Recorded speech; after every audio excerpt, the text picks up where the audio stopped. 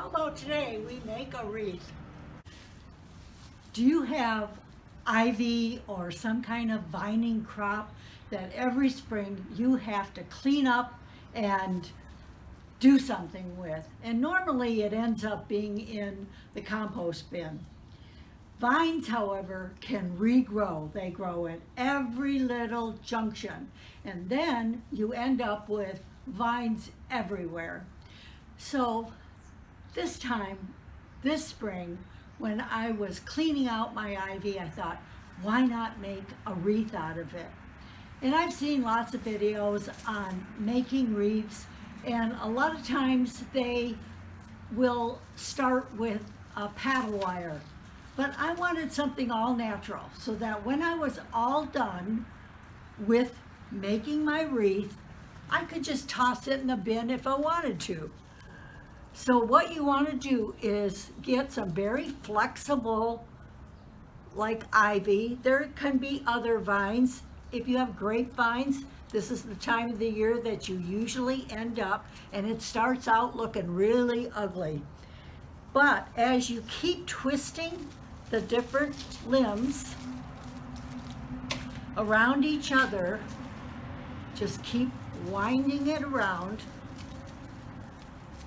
Don't be excited about it if it doesn't look really great. If it falls apart, it's really not a big deal, because eventually it'll all hold together.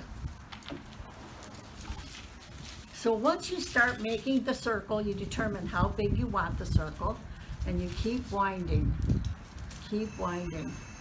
And you know, I have purchased wreaths at different stores. I paid as much as $35 for a wreath. And then, what do I have? I have a bunch of wire I can't get rid of. But these wreaths that I made have no wire in them. Now, don't feel bad. If you want to use wire, you certainly can use wire and get it started. And they may not look really terrific, like I said, when you first start out. Now, once you get 2 or 3 rims going on, you want to take the stiff portion. There's a thin portion and a stiff portion, and you want to put it in between the branches and start winding it that way. And when you put it in between the branches like that, it holds it. It keeps it in place.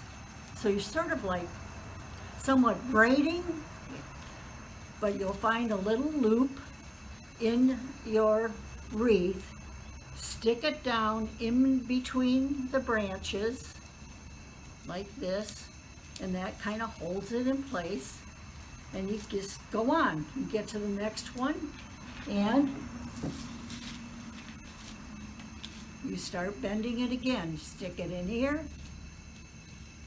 There's a really wonderful basket weaver on YouTube that demonstrates how to do baskets. He makes supports for his tomatoes out of these.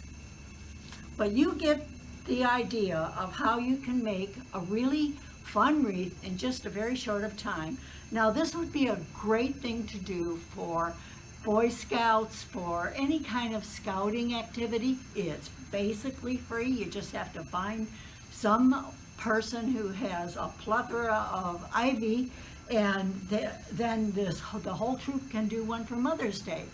And how fun would that be? Then they could go to the dollar store, get some forsythia branches, lilacs, daffodils, some spring flowers, and make a lovely little wreath for their mom with pennies. So hope you have enjoyed gardening with Granny and wreath making.